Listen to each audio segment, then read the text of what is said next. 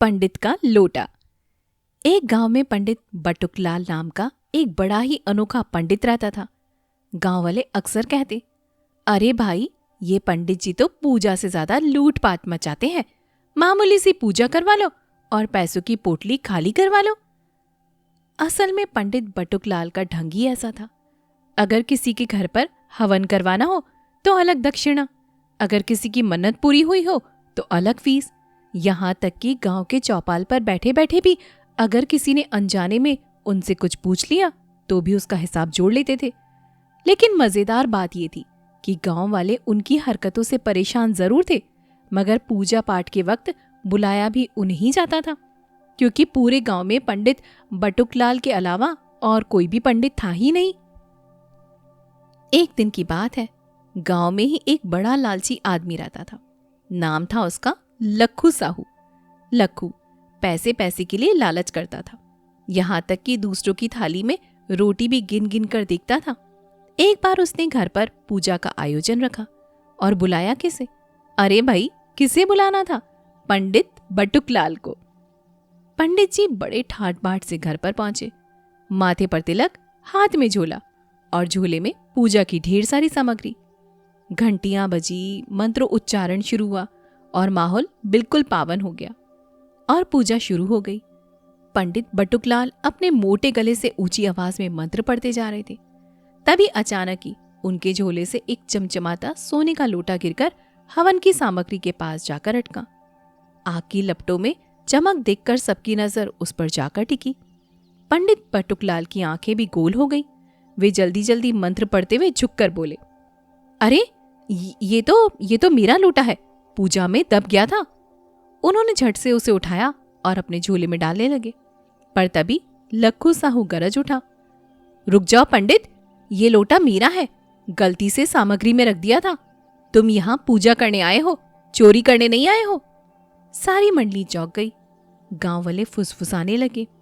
पंडित जी तमतमाए। तिलक को सीधा करते हुए बोले, लक्खू, झूठ मत बोलो, ये लोटा मेरा है, बरसों से मेरे साथ है। कितनी ही पूजाएं इससे करवाई हैं, तूने इसे बस देखकर लालच में झूठ कर लिया है। लक्खू व्यंग से हंसा। उसने जोर की आवाज में गांव वालों को बुलाया, अरे सुनो गांव वालों, देखो पंडित जी की सच्चाई। जरा सोचो, एक पंडित जो केवल दक्षिणा से घर चलाता है, उसके पास सोने का लोटा कहां से आया? सोचने की बात है ना। गांव वाले धीरे धीरे पास आए। कानाफूसी शुरू हो गई। पहले गांव वाले ने बोला, लक्खू सही कह रहा है, पंडित तो हमसे हर बार ज्यादा दक्षिणा लेता है। फिर दूसरा बोला, हाँ, ये पूजा छोटी हो या बड़ी, पंडित जी का झोला कभी खाली नहीं किया जाता। पंडित जी भी बेचैनी में बोले, तुम सब पागल हो गए हो क्या? मैं तुम्हारे गांव का पंडित हूँ, तुम्हारे घरों में सालों से पूजा करता आया हूँ। तुम लोग क्या सोचते हो कि मैं लोटा चुराने बैठा हूँ? लेकिन अब गांव वाले उनके खिलाफ हो चुके थे। सब मिलकर बोले, ये पंडित झूठ बोल रहा है, ये लोटा तुम्हारा नहीं है, लक्खू साहू का है। पूजा की आड़ में चोरी करने आए हो। भीड़ की आवाज तेज हो गई। लक्खू ने मौका देखकर लोटा झपट लिया और सीना ठोककर बोला, देख लिया सबने, सच मेरी तरफ है। अब ये लोटा मेरा ही है और मेरा ही रहेगा। पंडित की असलियत सबके सामने आ चुकी थी। बेचारे पंडित बटुकलाल, जो अब तक लुटेरा पंडित कहलाते थे, इस बार सचमुच गांव वालों के लिए लोटा चोर पंडित बन गए। धक्के खाते खाते, अपमान झेलते झेलते अपने झोले को सीने से चिपकाए वो भाग खड़े हुए, क्योंकि सब उन्हें मारने पर उतारू हो चुके थे। जिसके बाद गांव भर में चर्चा फैल गई और उनकी बदनामी शुरू हो गई और गांव में खूब हंगामा मचने के बाद अगले ही दिन पंडित बटुकलाल थाने जा पहुंचे। माथे पर मोटा तिलक, हाथ में झोला और आंखों में गुस्सा। हुजूर, गांव का लक्खू साहू बहुत बड़ा झूठा है। मेरे सोने के लोटे पर उसने जबरन कब्जा कर लिया है।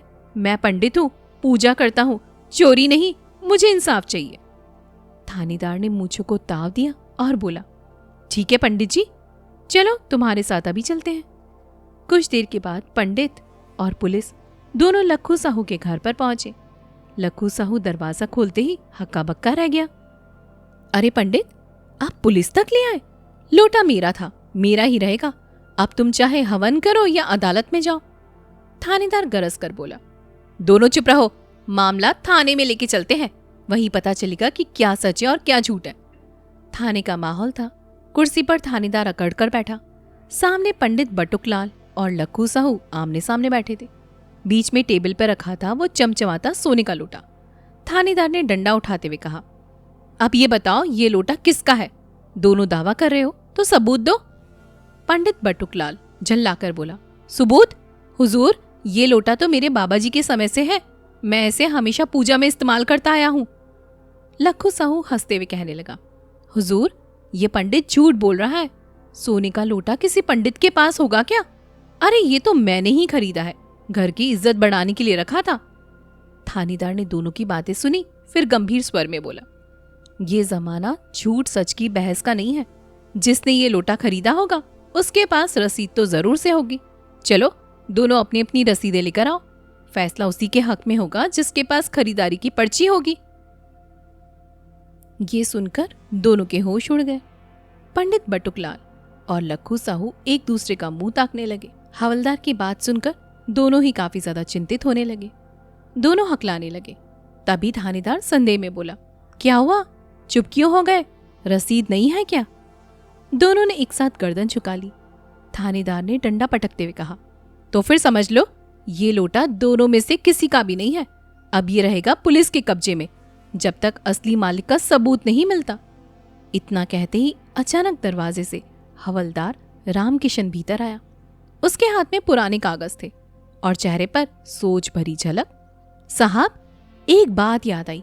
3 साल पहले एक गरीब बूढ़ा यहाँ पर आया था। उसका नाम था भीकन दास। उसने अपनी जमीन बेचकर एक सोने का लोटा खरीदा था। कहता था जब मैं मर जाऊंगा तो मेरे बेटे मेरी अस्थियां इसी सोने के लोटे में बहाएंगे। पर लोटा खो चुका था। हमने बहुत ढूंढा पर वो लोटा कहीं भी नहीं मिला। थानेदार चौकन्ना होकर तुरंत बोला, रामकिशन, तू कह रहा है कि लोटा उस बूढ़े का है? तो कोई निशानी तो होगी ना? हवलदार बोला, जी साहब, उसने बताया था कि लोटे के तले पर उसका नाम गुदा हुआ है। सभी की नजरें अचानक उस लोटे की ओर मुड़ गई। थानेदार ने सावधानी से उस लोटे को उठाया और नीचे से पलट कर देखा, और जैसे ही उसकी आंखें पड़ी उसने देखा, अरे यहाँ तो सच में नाम लिखा है, भीकन दास। पूरा थाना सन्नाटे में डूब गया। पंडित बटुकलाल का चेहरा उतर गया। लखू साहू का रंग भी उड़ गया। तभी पंडित जी धीरे से बोले, साहब, सच्चाई ये है कि ये लोटा मुझे मिट्टी में पड़ा मिला था, किसी का गिर गया होगा। मैंने समझा कि मुझे दक्षिणा का सौभाग्य मिला है, इसलिए इसे मैं अपना मान बैठा। वहीं लखू साहू बुरी तरह से पसीज गया। उसने कहा, और मैं लालच के चक्कर में इसे अपना बताने लगा, मुझसे भूल हो गई। थानेदार ने कड़ी नजर से दोनों की ओर देखा और फिर आदेश दिया, ये लोटा अब उसके असली मालिक को लौटा दो, बूढ़े भीकन दास को, जिसने अपनी जमीन बेचकर इसे खरीदा था। उसके हक से किसी को खेलने का कोई भी अधिकार नहीं है। अगले दिन पूरे गांव की भीड़ जमा थी। थानेदार ने गांव के बीच जाकर बड़े सम्मान से वो सोने का लोटा बूढ़े भीकन दास को सौंप दिया। बूढ़े की आंखों से आंसू बह निकले। भगवान का लाख लाख शुक्र है, अब मेरी इच्छा पूरी हो गई है। मेरी अस्थियां इसी सोने के लोटे में बहाई जाएंगी। गांव वाले ताली बजाकर बोले, सच का साथ कभी नहीं हारता। और उस दिन से पंडित बटुकलाल और लखू साहू को गांव ने एक बड़ा सबक दे दिया। लालच का अंत हमेशा शर्मिंदगी ही होता है।